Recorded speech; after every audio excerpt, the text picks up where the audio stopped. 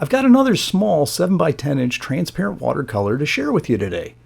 This painting is of a laughing gull. My last painting was on hot press watercolor paper, which is my usual go-to watercolor surface. Previous to that, I just finished 19 paintings on Kilimanjaro 140-pound cold press paper. I really like that surface, but it's no longer being made.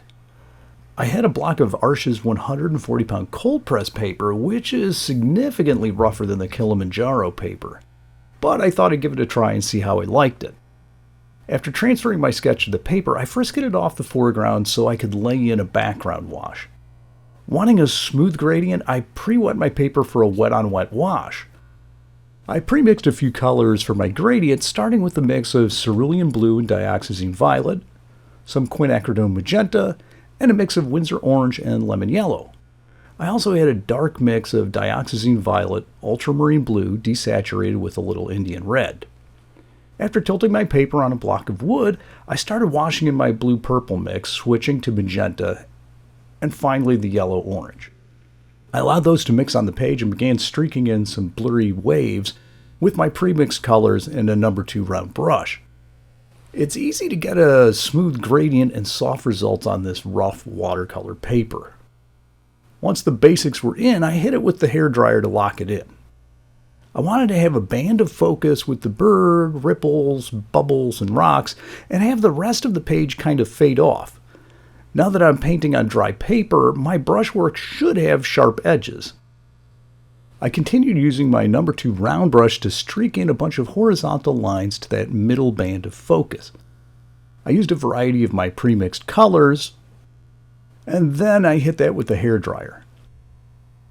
I peeled off the frisket, masking off the background, and revealed the white of the page, and then transferred my foreground sketch details using a tracing paper transfer and folding bone.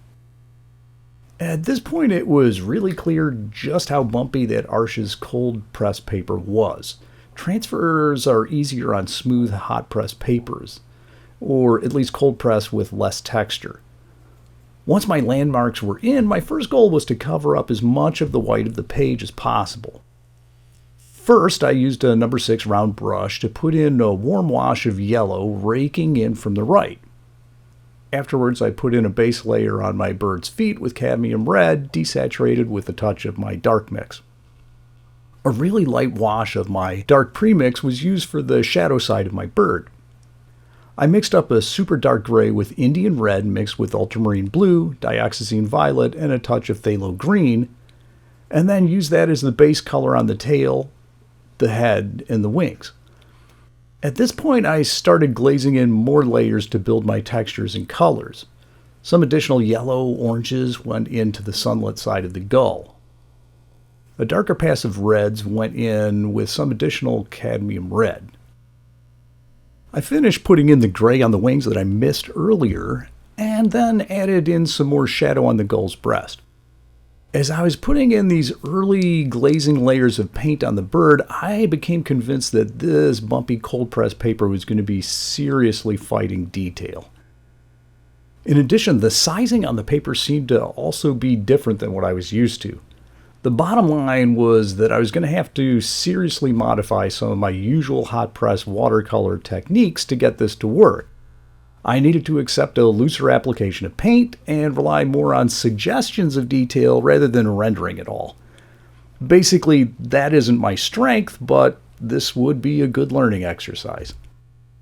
I went about bringing the next level of darks to the head and wings using Indian red, ultramarine blue, and dioxazine violet. Afterwards, I punched up the colors on the dark parts of the legs and beak with a glaze of permanent alizarin crimson. Some desaturated purples went in on the shadow areas on the wings. It felt like the paper just wasn't responding to the brushwork, and it was almost patchy in the way it was going down. I added some dioxazine violet to my alizarin crimson to work on the shadow side of the legs before adding a little more gray on the wing. I wanted to warm up the sunlit side more, so I glazed in another pass of lemon yellow with some Winsor orange. After adding another dark pass to the tail feathers, I glazed in more darks to the shadow side of the bird, trying to round things out more. I followed that up with some beak and head details.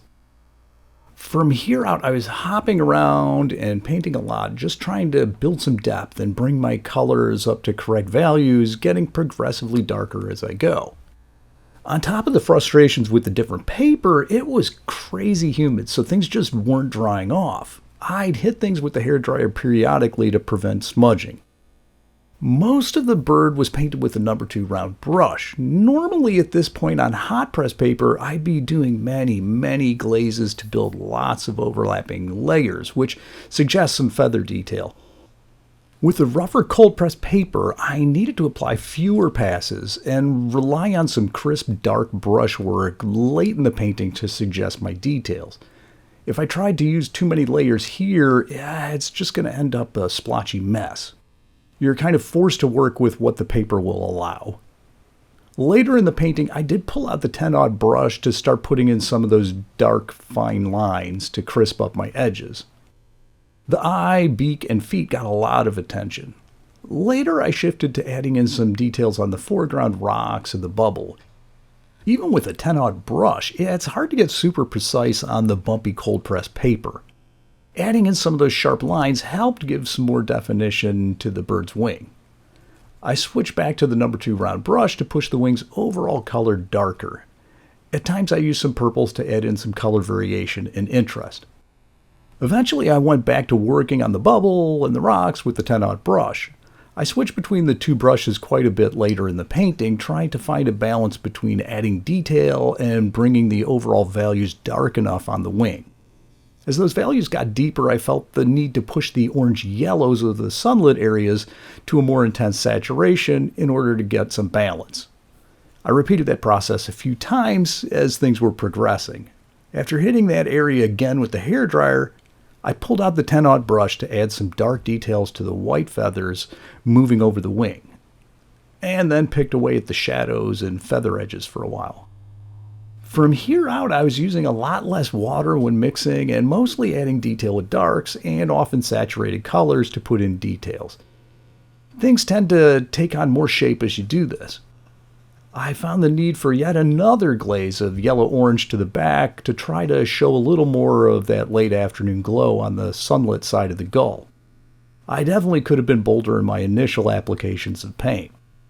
The bottom edge of the wings still was a bit ambiguous, so that got a lot more tweaking, rendering edges and adding shadows.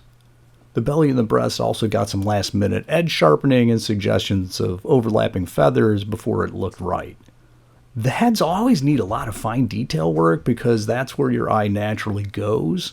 Once those were in, I felt like I should stop picking away at things before I messed it up. I signed the painting and called it a day. Well, this one was definitely a learning process. While this Arches cold pressed paper took a wash beautifully, I found it like to fight the detail a lot. It's a lot bumpier than the Kilimanjaro cold pressed paper that I really like. The Kilimanjaro wasn't as flat as the hot pressed Arches, but it handled detail really well and it took a wash perfectly. I'll try another painting on this Arches cold press to see if my opinion changes. I'll let you know how that goes. Well, thanks for taking the time to watch. I really appreciate it. I hope you get a chance to paint soon.